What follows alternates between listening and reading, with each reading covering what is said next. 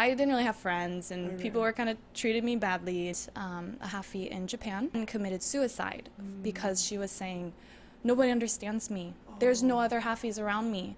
Telling their children that they are better than her children because they're half Korean, half white, and not half black.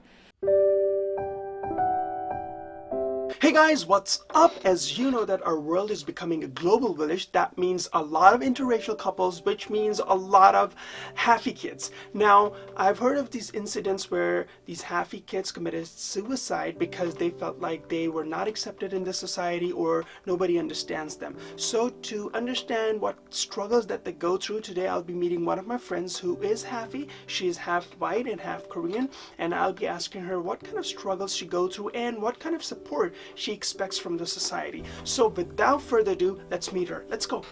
Becky, thank you so much for giving me your time today. Before we begin, I just want to ask you, could you just introduce yourself briefly?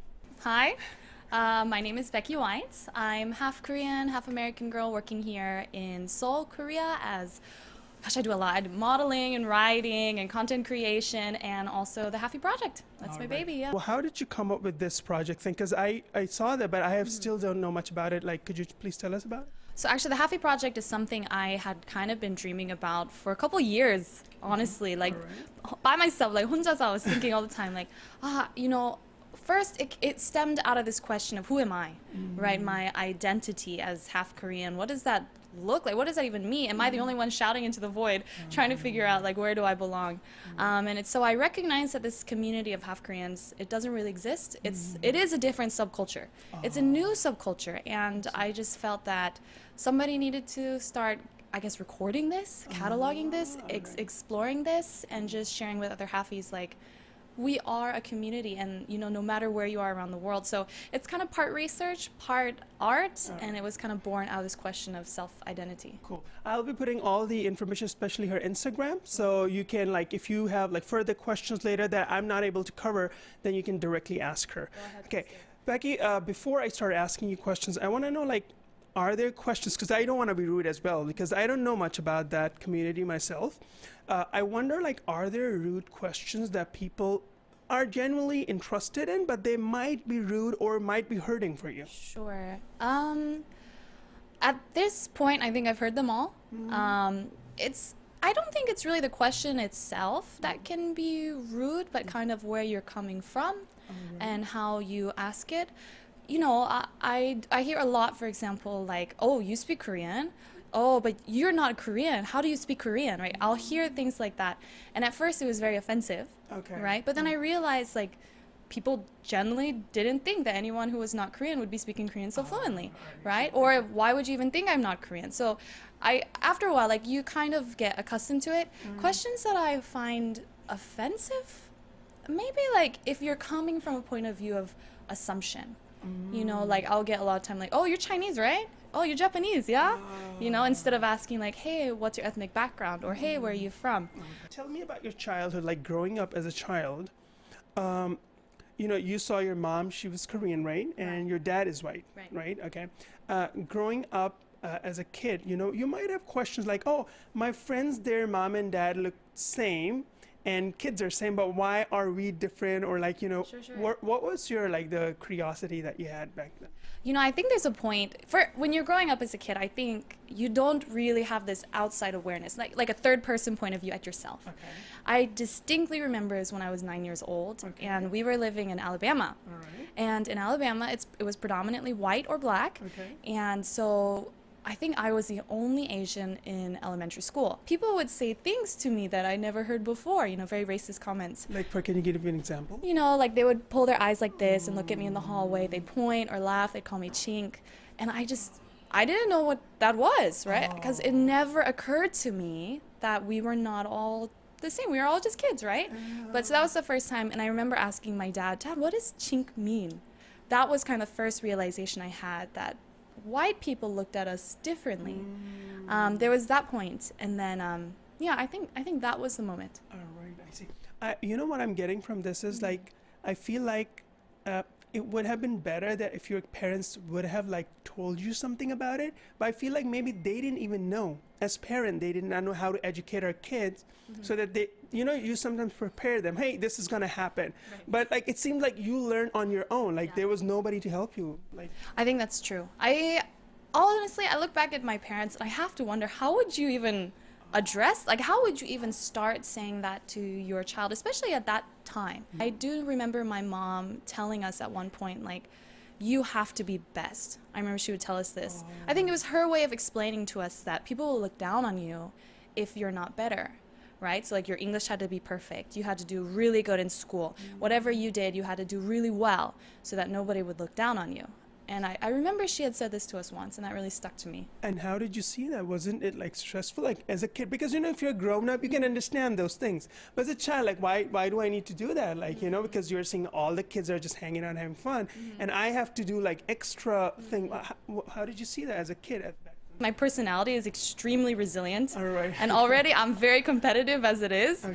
So I didn't really see this as an additional burden. It was kind of like, all right, like a challenge. I'm going to be the best. Going back to fourth grade when I was 9 years old, I remember getting my revenge by, so everyone, I didn't really have friends, and people were kind of treated me badly, and all the racism, those subtle things, you feel it as a kid. So what I did is I just buckled down on my studies and was just the best. So at the end of the year, when they gave out the awards to like the best writer or the student who had the most creative story or the student who did the best in math, I swept the board. Like I took every award. It's beautiful. Because a lot of people get into drugs or like other negative things because they want to get rid of all that thing that they're going through. But I think if they can take that thing into a positive way, that could really help them. Yeah, I recently heard about a Hafi in Japan, and her friend committed suicide because she was saying, nobody understands me.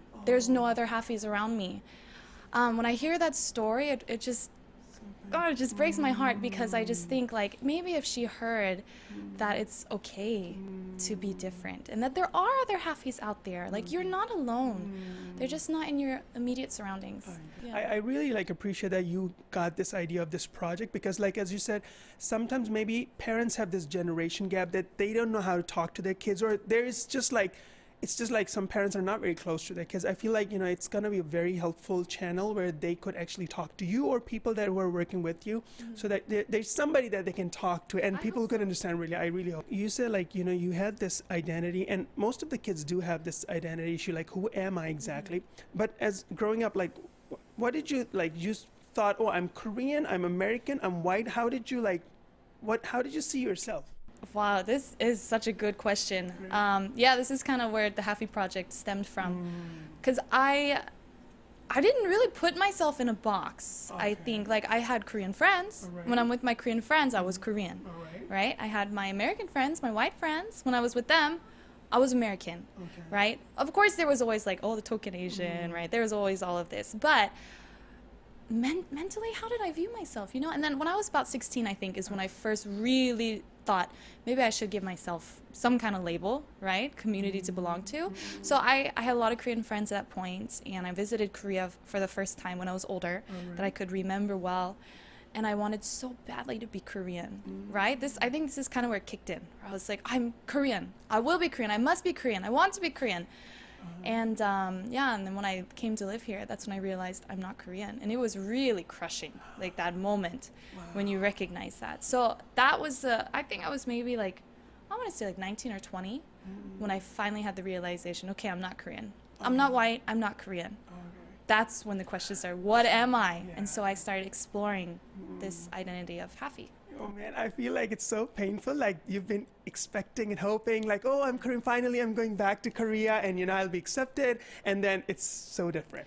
Yeah, that's totally right. Yeah. Oh man. What were the other cultural shocks for you? Because, growing up in America, schools there and everything, and then you come here, what were the other shocks like you were not expecting?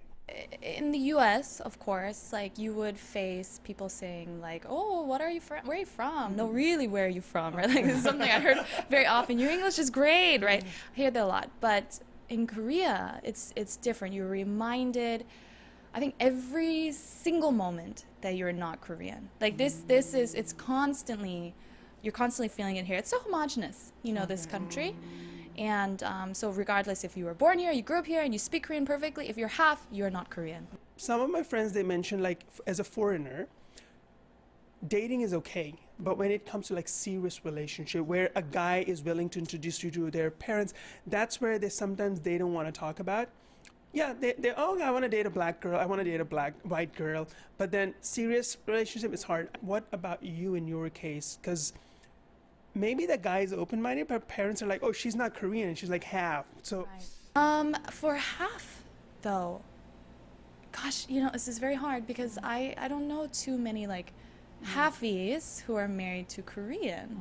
I don't really know so many now that I think about it. That's so true. Like, yeah, I cannot think of anyone who has. Yeah, nobody comes to mind. For myself, I don't know, because the guy I was dating, we dated for 5 years. He was Korean. Okay. Here when you came to Yeah, in Korea. Korean. Okay. And we had met his parents, and I remember his parents were like, okay, like, there was a point where like, okay, if you're going to get married, like, this is the stipulations. But they were very open-minded, I think. Okay. We obviously didn't get married, but... Oh man, this is really tough. All right. Yeah, this is a very tough question. I actually don't even know what my parents would say. Oh. Yeah. But what were the dating differences? Like, sometimes he wouldn't get you or you wouldn't get him. Like, what were those differences? Oh man, okay. Now you bring something up. Something I remember him saying to me is, I like you because you look Korean, but you don't think like a Korean girl. And I remember he would also say, like, I like that you can understand me, but you also are different. Like, again, is that innately bad? I don't know. Is it innately wrong? I'm not sure. Right. But after him, like, I started noticing, I would hear from other Korean guys, like, oh my gosh, you're half Korean. I love half Koreans. You guys are so exotic because you're Korean, but you don't act like a Korean girl. You don't think like a Korean girl. And when I heard that, I remember being very offended after that. And I was like, okay, all right. So, so in a way, you're still fetishized, right? That's so true. This is what I was about to ask you, my follow-up question, because a lot of these girls, they said, like, guys in the States, they said they just wanted to date us because they had these fetishes about halfies. Yeah. It's totally true. Yeah, all the time. The very common thing is that all halfies are beautiful. All halfies are gorgeous and exotic and special, rare, whatever.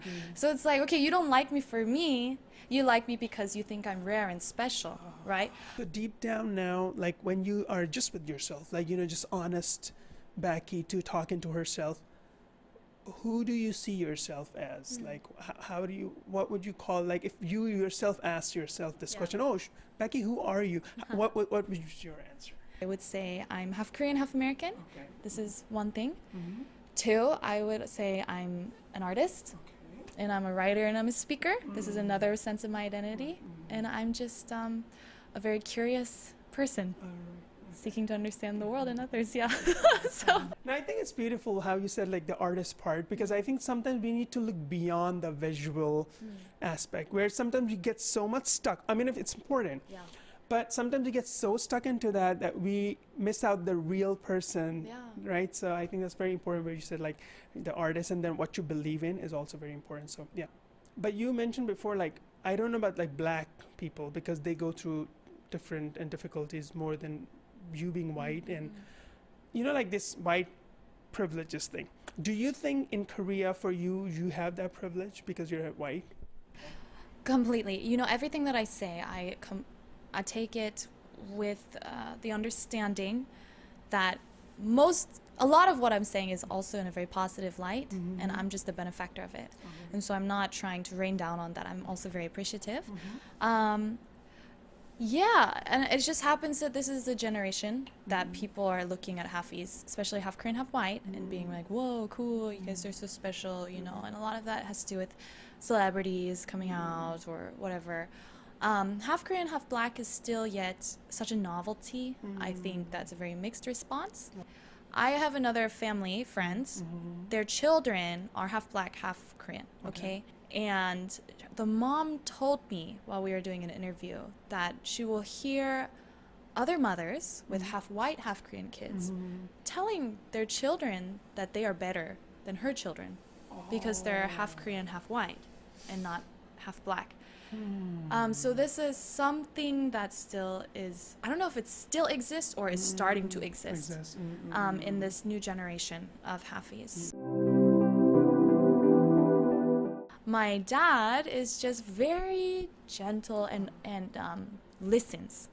You know, I don't talk much to parents or even outside people about my internal struggles, but when I do have them, and I'll go to my dad typically, and because he listens, he just listens, and then just, okay, what do you think about this? Very Socratic, right? I really like the term that you use, listen, because sometimes I feel like these kids out there, not only like halfies, but kids who are going through depression or some kind of, they just want somebody who could listen. I definitely know that there are halfies out there who don't have somebody to listen to. Like, there's nobody around you in your community who's halfie or you feel can understand what you're saying. If that's the case, we are not a counseling service by any means, but we are a place to share these stories. So I really hope that you will contact. But what is your message for all the halfies out there, and especially people like me, who sometimes would be like insensitive about, you know, people around me who are halfies, could say things, do actions where, you know, we could hurt them. How can we be more helpful, where we can be a support, where people could, oh, you know, like Sharoona is my friend, I can talk to him, or this person is my friend, he or she listens. So yeah. Okay, well, to all the halfies out there, first off, I would like to say that perhaps you are an anomaly. Maybe you are unusual and you stand out. But it makes you special, and also it just makes you another human on this planet, living your own life with your own story, and you shouldn't be ashamed of that, and you shouldn't feel guilty, nor should you feel alone, because there are halfies all around the world, and I guarantee you that there's someone out there who feels the way that you do. So for those who are around halfies, or maybe parents of halfie kids or potential parents, for parents I would say be prepared to have to be extra patient, extra understanding, and maybe have so many questions from your kids that you're not going to be able to answer. And it's not really about giving answers, but it's about being there, being trustworthy, being patient, and listening.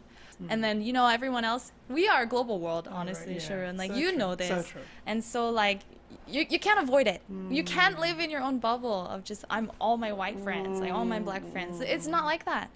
And so, yeah, we need to have this understanding and this respect for each other in different cultures, and for people who are still trying to find out, who am I? What's my culture? Because we've all had that place. That's wonderful. Thank you so much, Becky. Thank you, Sharoon. It was fun. Hey guys, thank you so much for watching this video today, and what I've learned from this video is about listening. You remember Becky mentioned that whenever she was going through these internal struggles, she always went to her dad because she believed and she knew that her dad would listen to her. So if you don't know what to do in this kind of situation, there's one thing you can do, and that is listening. But let me know what you guys have learned from this video. Please do let me know in the comment section below, and please do not forget to like, share, subscribe, and most importantly, smile.